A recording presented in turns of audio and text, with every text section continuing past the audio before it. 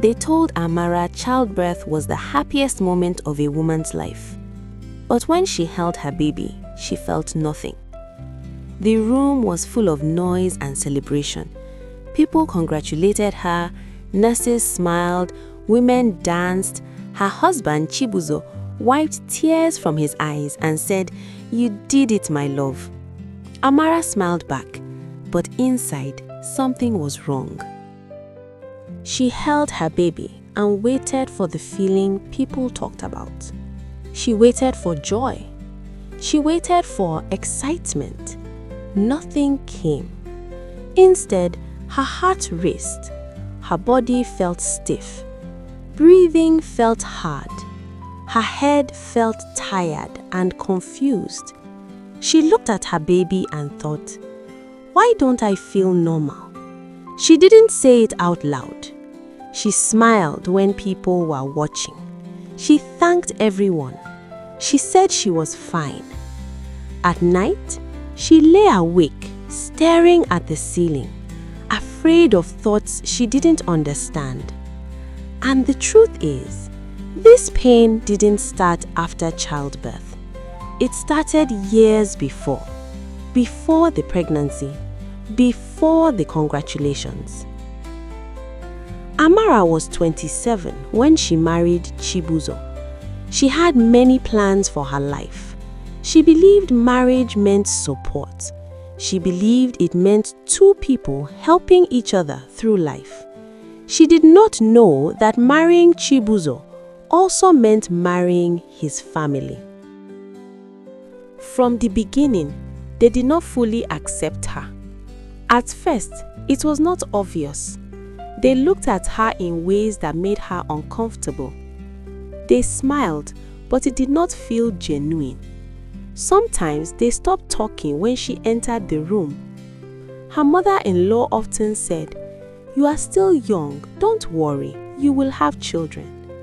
At first, Amara believed her, but weeks passed, then months passed, then years passed, and the attitude in the house changed. Family gatherings became uncomfortable for her. Every greeting felt like a reminder that she had no child. No one asked her directly, but she could feel the question in the air. When a neighbor announced a pregnancy, her sisters-in-law laughed loudly. They made comments that were meant to hurt. One of them said, "Maybe women who grow up in the city don't know how to carry pregnancies." Another said, "Some women are only wives in name." Amara learned to keep quiet. At night, she lay beside her husband and stared at the ceiling. They did not talk much anymore. The silence between them felt heavy. At first, Chibuzo defended her. He told his family, "She will get pregnant, leave her alone." But the pressure did not stop. Over time, it wore him down. He stopped arguing. Sometimes, Amara noticed him looking at her in a way that made her uncomfortable. He never said anything, but she could see the questions in his eyes. They started visiting hospitals often. Blood tests, scans, doctor visits. The doctor said, "Everything looks normal, just keep trying." But Amara was the one who carried the burden. Every month she waited and hoped, and every month her period came. When it happened, she locked herself in the bathroom. She pressed a towel to her mouth so no one would hear her cry. She cried quietly until she felt empty.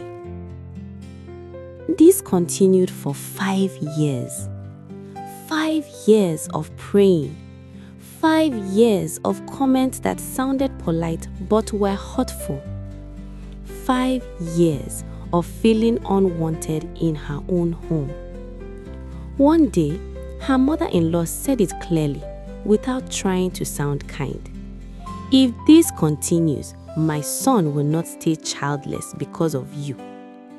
That night, Amara packed her bag. She sat on the bed and stared at it for a long time. She asked herself if marriage was supposed to feel this painful. Chibuzo cried when he saw the bag. He begged her not to leave.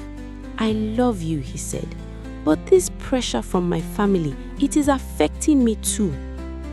Amara stayed. She stayed because she loved him. She stayed because she believed a good wife should endure difficulties. Then, when she had almost lost hope, she got pregnant. She saw 2 lines on the pregnancy test strip. Her hands shook.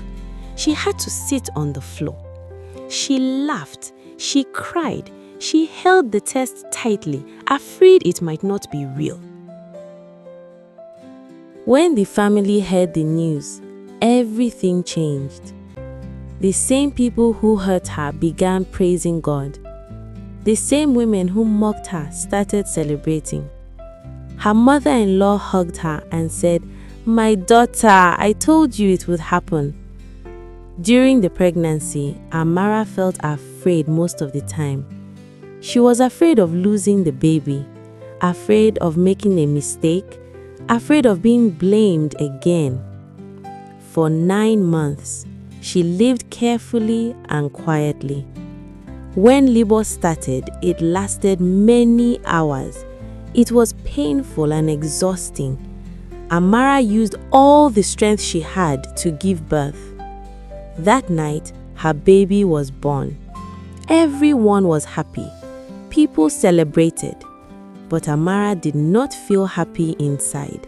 She felt sad and empty, not because she didn't love her baby, but because she had been emotionally tired for a long time. During the years, she was blamed for not getting pregnant. The nights she cried alone, in a marriage where she was mostly trying to survive.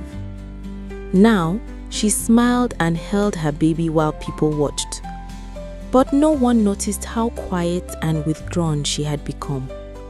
And this was only the beginning. One night, she said quietly, "Why can't I calm him?" Her mother-in-law heard her and frowned. "You're a woman," she said.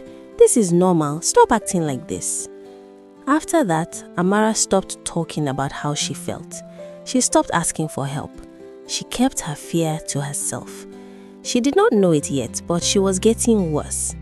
When visitors came, they smiled at her. They said, "You look good. You are lucky. You should be grateful." Amara nodded and smiled. She loved her baby. She loved her home. She loved her husband. But inside, she felt empty. Days passed. Then weeks passed. Amara stopped recognizing herself. She looked tired all the time. Her smile felt forced. While feeding her baby, disturbing thoughts entered her mind. She thought, what if I drop him? What if I'm not meant to be a mother? What if he is better off without me? These thoughts scared her. She felt ashamed for thinking them. One afternoon, while the baby was sleeping, Amara sat on the bed. She stared at the wall for hours. She did not cry. She did not move. She felt numb. When Chibuzo came home from work, the house was dark and quiet. "Why is the house dark?" he asked as he turned on the light. "I was tired," Amara said. He sighed and replied, "You stay at home all day. What kind of tired is that?" Those words hurt her deeply. No one around her understood what was happening. Amara wanted to tell him the truth. She wanted to say she was overwhelmed. She wanted to say she felt disconnected from herself. She wanted to say she was afraid of her own thoughts. But she said nothing. In her world, a mother who complains is called weak. A woman who admits sadness after childbirth is judged. A struggling mother is blamed instead of helped. So Amara stayed silent. At night, she cried quietly beside her sleeping husband. During the day, she moved around the house without energy. She loved her baby. But love alone was not helping her feel better. She did not know what was wrong with her. She had never heard of postnatal depression. One morning, the baby cried continuously. Amara rocked him. She sang to him. She walked around the room again and again. Nothing worked. Her head began to ache badly. Her heart started racing. Her vision became blurry. A thought entered her mind. If I disappear, maybe everyone will finally have peace. Her hands felt weak. She gently placed the baby on the bed. She walked into the living room. She locked the door and sat on the floor. She cried and said repeatedly, "I can't do this anymore." For the first time, she was afraid she might lose control of herself. The next day, the same thoughts returned. They were stronger. That day, Amara was home alone with the baby. Her mother-in-law was not around. Her husband was still at work. The baby cried for a long time. She tried to calm him, but nothing worked. Amara felt overwhelmed. She felt she could no longer cope. She placed the baby safely on the couch. She left the house with nothing and no destination. She passed houses she recognized. People greeted her, but no one noticed her shaking hands. She kept walking. She said quietly to herself, "No one understands me. Everyone thinks I'm fine." She passed offices filled with people. She thought about walking in and asking for help, but she became afraid of what people would say. She passed the hospital. She slowed down. She thought about going inside, but she felt ashamed. She believed people would judge her or call her unstable. So she walked away. Amara wandered around the streets without direction. She spoke to herself. Her body shook from exhaustion. She was mentally overwhelmed. Then someone noticed her. A neighbor from her street, Mrs. Ifunanya, saw her walking back and forth. She noticed that something was wrong. Mrs. Ifunanya walked closer and asked, "You just gave birth. Why are you outside?" She looked at Amara's face, her hands, and her posture. Then she asked, "Are you okay?" That question broke Amara. She cried openly. She explained everything, her fear, her exhaustion, and her thoughts. Mrs. Ifunanya listened without interrupting. After Amara finished, Mrs. Ifunanya held her hand and said, "This is not your fault. You are not weak. This is postnatal depression." Those words brought relief. Amara finally understood what was happening to her. She was not a bad mother. She was not broken. She was dealing with a medical condition. Recovery took time. Some days were still difficult. Some nights were still hard. But she was no longer alone. She saw a doctor. She started therapy. She talked to her husband again, and this time he listened. Gradually, she began to feel better. She laughed again. She bonded with her baby. She stopped blaming herself. Amara learned an important truth. Postnatal depression is real. Keeping quiet can be dangerous. Asking for help is necessary. Today, Amara shares her story so other women will not suffer in silence. She tells mothers who feel overwhelmed that they are not weak. She tells women who feel alone that help exists. And she reminds everyone, postnatal depression does not mean a woman is a bad mother. It is a health condition and it needs understanding and support. Amara's story is not rare, and it is not just her story. Dear husbands, in-laws, parents, friends, neighbors, church members, and everyone listening to this story, when you see a new mother, do not admire the baby and ignore the woman. Do not say you are strong. Do not say you'll be fine. Do not say that's motherhood. Strength without support is how women suffer in silence. Ask her how she is doing, not just the baby. Help her sleep. Help her eat. Help her rest. If she cries often, do not silence her. If she becomes quiet, do not ignore her. If she says she is tired, believe her.